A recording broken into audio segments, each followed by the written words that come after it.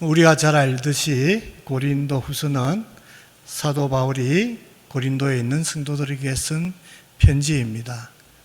사도 바울이 고린도 교인들을 얼마나 사랑하는지 아마 편지의 그 분량을 봤을 때 정말 바울이 고린도 교인을 사랑하는구나 하는 것을 우리가 알 수 있습니다. 고린도 교회의 그 설립 시작부터 지금까지 사도 바울이 깊이 또 관여해왔고 또 참여했습니다. 우리는 어떻게 고린도 교회가 세워졌는지 잘 압니다.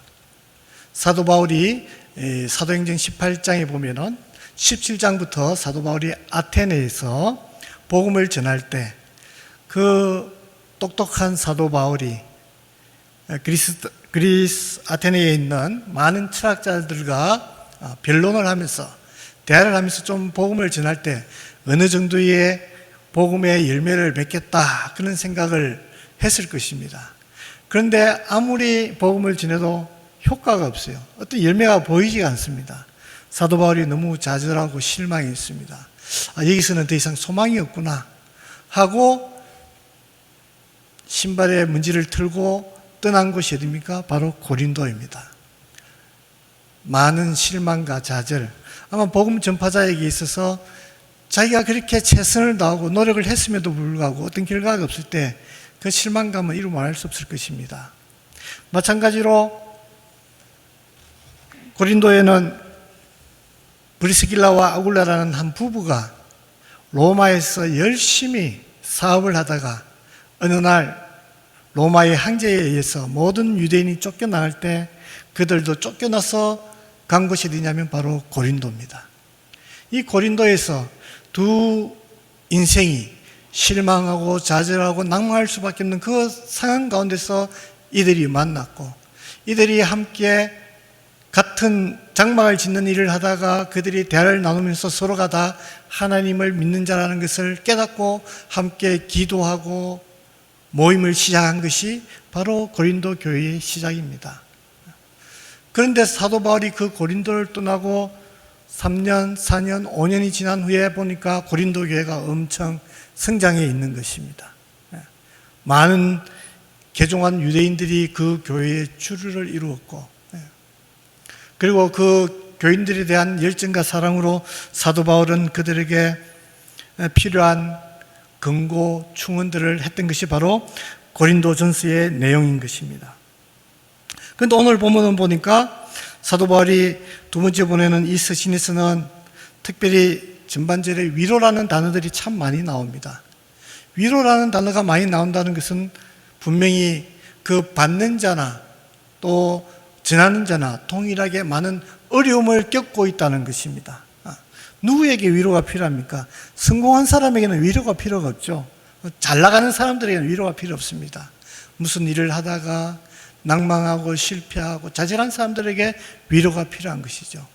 사도 바울도 그런 사역을 통해서 그런 경험을 했고 고린도 교회도 물론 내부적으로 많은 문제가 있었겠죠. 또 개인들에게도 많은 문제가 있을 것입니다. 그런 그들에게 사도 바울은 하나님은 자비로우시며 위로의 하나님이시다. 모든 위로의 하나님이시다. 그렇게 위로의 하나님을 그들에게 전합니다. 고난 가운데 하나님께서 너희들에게 위로를 주실 것이다. 어떠한 상황 가운데 그 고난이 큰 만큼 위로도 더 클 것이다. 사도 바울이 편지를 통해서 그들에게 전해주고 있는 것입니다. 그렇습니다. 우리의 상황 가운데 정말 위로가 필요할 때가 많이 있습니다. 그런데 그 위로를 제대로 공급받지 못하면 우리는 더 좌절하게 되고 낭망하게 되고 많은 믿지 않는 사람들은 그 순간에 누군가가 손을 잡아주지 않음으로 인해서 스스로 생을 마감하는 경우가 얼마나 많이 있습니까? 지난 2년 동안 팬데믹 상황 가운데서 우리 모든 성도님들이 고생을 많이 한 줄로 압니다.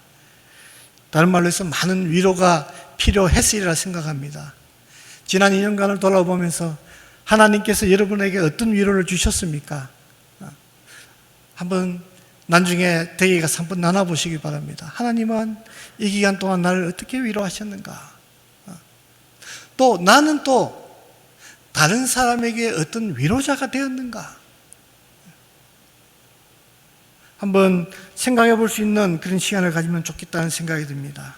왜냐하면 우리는 여전히 앞으로 살아갈 날들이 많이 있고, 또 우리가 만나야 할 많은 일들, 우리가 또 만나야 할 많은 사람들, 그 가운데 항상 기쁨과 즐거움과 또 성공만 있는 것이 아니라 우리를 여전히 실망시킬 수 있는 일들, 좌절시키는 일들이 많이 있기 때문인 것입니다.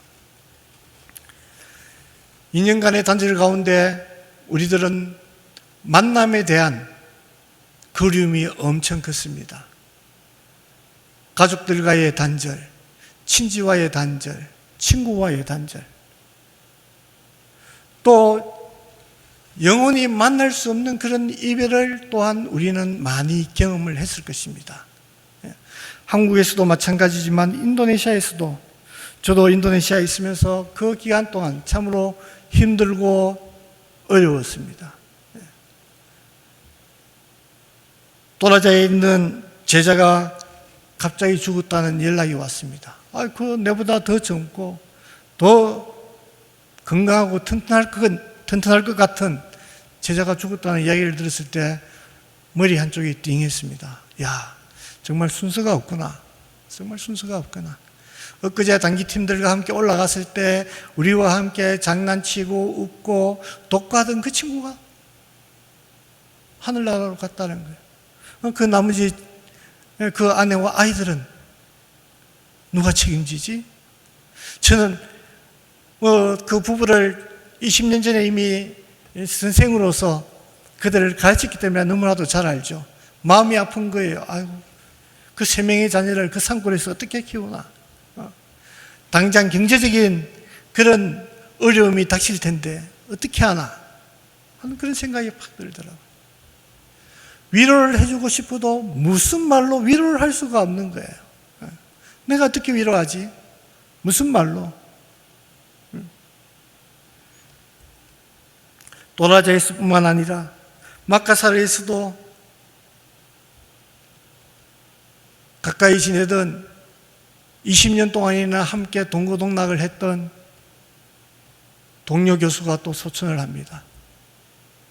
물론 질병은 있었지만 그러나 한 캠퍼스 안에서 같이 아래 윗집으로 이렇게 살면서 교제를 하고 정말 말씀을 전할 때는 강력하게 말씀을 전하던, 또 학생들이 잘못하면 아주 신랄하게 야단치던 그런 분이 또 소천을 할 때, 야, 좋은 지도자를 또 잃었구나.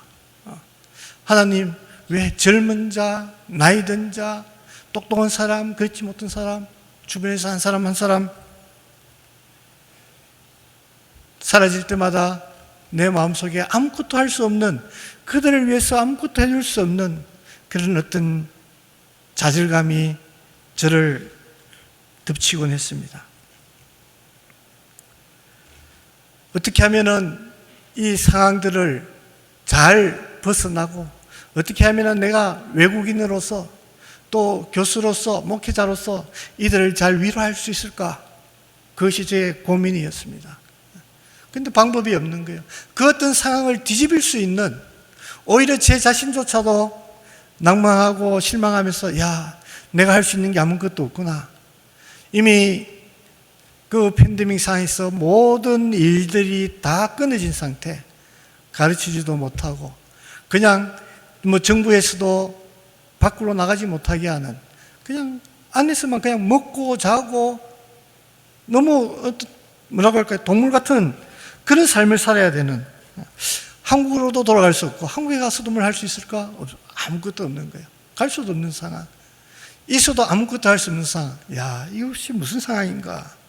하나님, 내가 할 수 있는 것이 무엇입니까?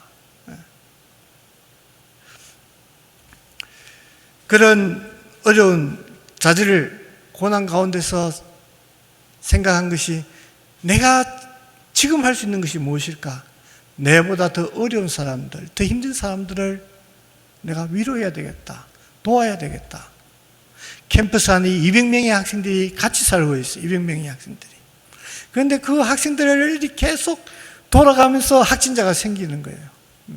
근데 마침 한국에서 그 진단 키트를 보내줬습니다. 어느 교회에서 진단 키트를 보내줬어요. 진단 키트를 보내줬는데 그 진단 키트를 가지고 학생들을 갖다가 체크를 해야 되는데 제가 그 키트를 학교에다가 주면서 자, 이거 왔으니까 이제 학생들이 문제가 생기면은 빨리빨리 격리할 수 있도록 이 진단 키트를 좀 사용합시다 하고는 줬더니 받기는 받고 아무도 있어 사용을 안 하려고 그래요. 왜 그러냐? 야, 왜 애들 자꾸 이렇게 확진자 이렇게 증상이 일어나는데 왜 그걸 가지고 사용을 하지 않느냐? 그랬더니 자기들이 두렵대요. 그래서 솔직하게 자기가 내한테 이야기하는 거예요. 사실 내가 이거 하다가 내가 걸리면은, 내가 죽으면은 누가 책임질 거냐? 그러는 거예요. 무슨 말이냐? 죽기는 왜 죽냐? 근데 인도네시아 사람들이 사실은 겁이 많아요.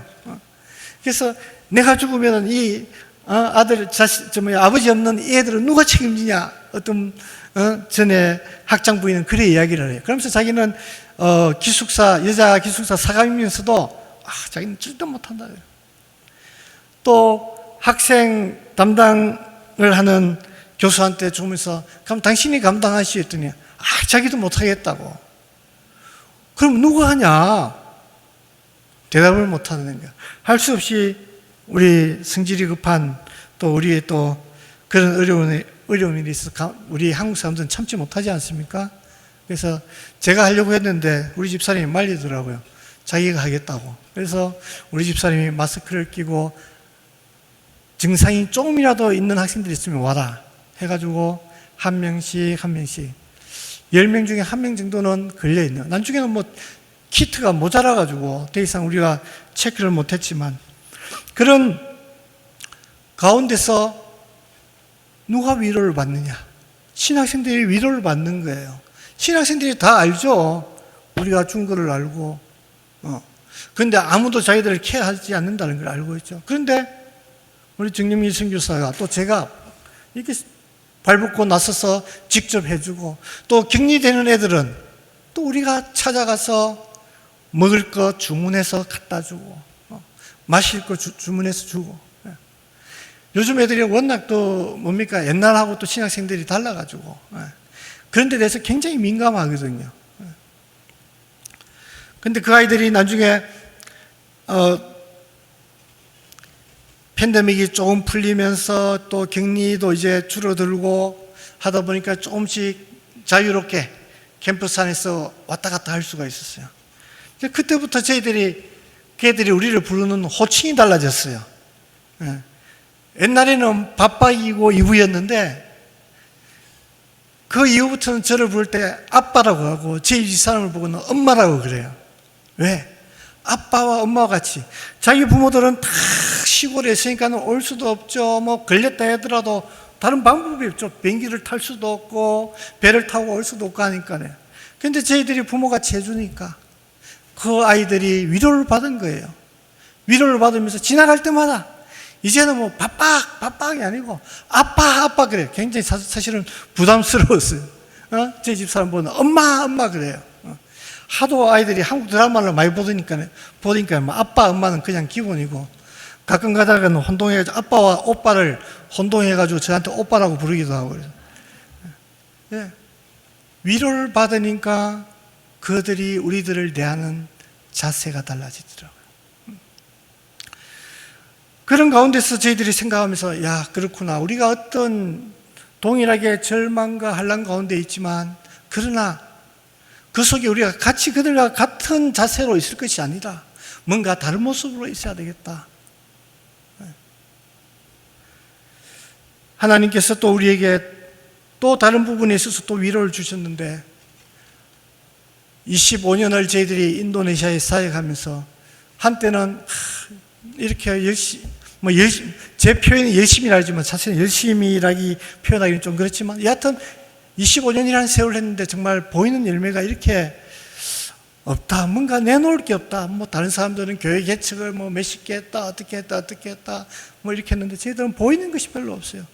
그런데 올해 초에는 제가 20년 전에 가르쳤던 신학생들 2명이, 한 명은 저희 제프리 신학교의 학장으로 뽑히고 또 다른 한 명은 또라자 기바이 신학교의 학장이 되었어요.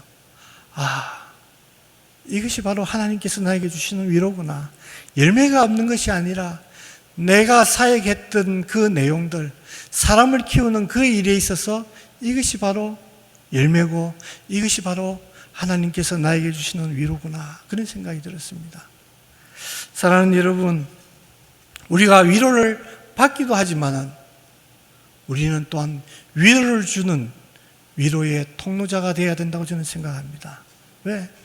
하나님께서 위로의 원천이시기 때문에 그 위로를 받은 우리들은 동일하게 우리가 받은 위로를 다른 사람에게 줄 때 그 사람들이 하나님의 그 크신 사랑과 은혜를 느끼고 경험하고 오늘 본문의 말씀처럼 그것을 위해서 감사한다고 했습니다. 받은 위로를 통해서 감사한다고 했습니다. 바라기는 우리 모든 성도님들이 하나님이 주신 위로를 통해서 삶의 변화를 얻고 또 그 받은 위로를 다른 사람들에게 전달하는 귀한 위로의 통로자가 되기를 주님의 이름으로 소원합니다.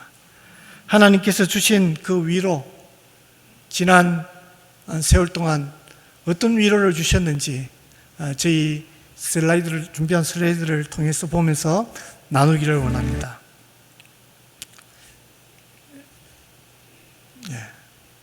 슬라이드, 본문이 나와요.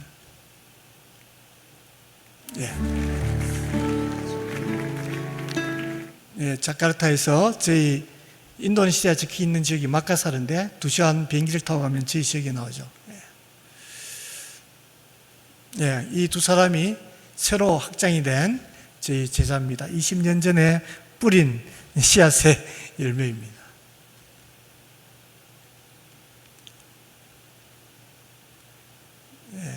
우리 이브네일이라는 저와 20년 동안 사역했던 교수님이 이제 소천하셨습니다.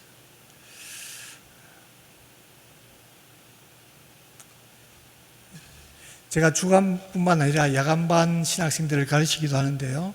참 이들은 참 자기의 시간과 열정을 바쳐서 주간 학생들과는 조금 열정이 더 큰 것 같아요.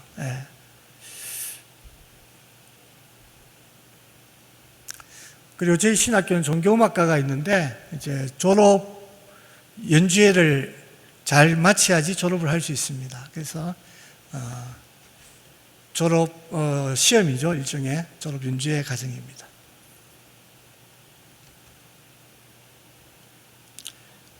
이 동영상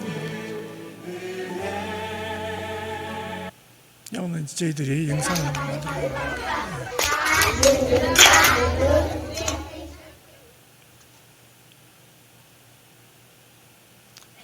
여기 영상으로 연결되도록 되어 있는데 아까 했는데 이제 지난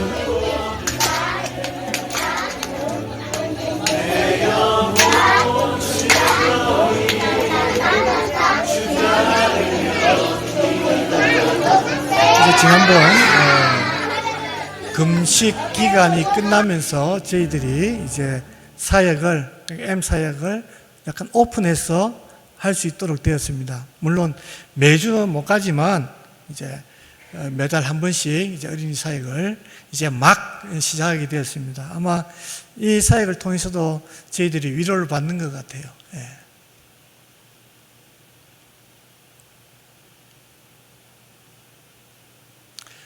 라마단 금식이 끝나고 모든 주변의 어린이들을 불러서 함께 식사했습니다.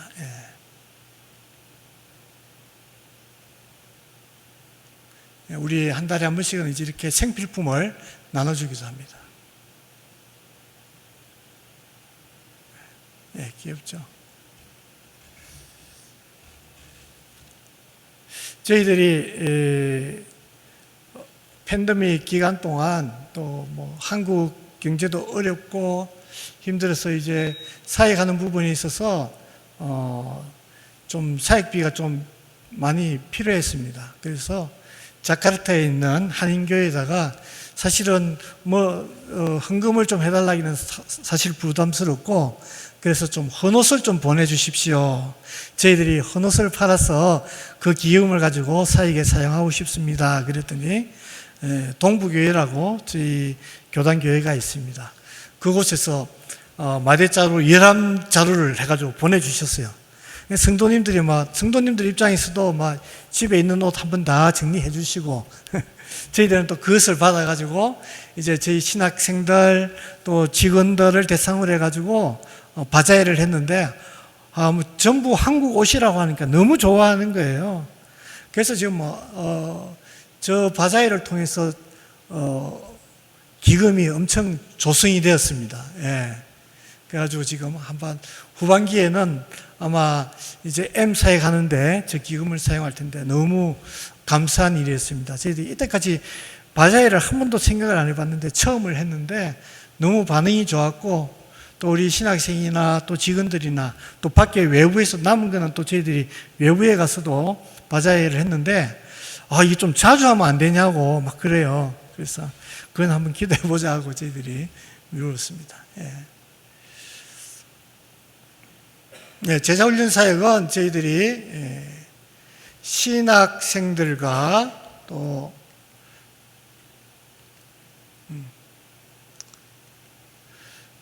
밖에 있는 지역교회의 청년들을 대상으로 해서 두 파트로 저희들이 제자훈련을 하고 있습니다. 그래서 신학생들은 학교 안에서 하면서 그들이 또 이제 목회 실습을 갈 때 반드시 그 제자훈련을 하도록 저희들이 조언을 하고, 또 지역교회에서는 젊은이들이 또 재생산할 수 있도록 저희들이 또 계속 교육을 하고 있습니다. 얼마나 감사한 일인지 모르겠습니다. 예. 여기는 이 교회는 이제 달루타꿈이라는 교회인데 종족교회예요. 엔테테 지역에서, 그러니까 엔테테 종족들만 모여서 예배드리는 교회인데 아주 열심입니다.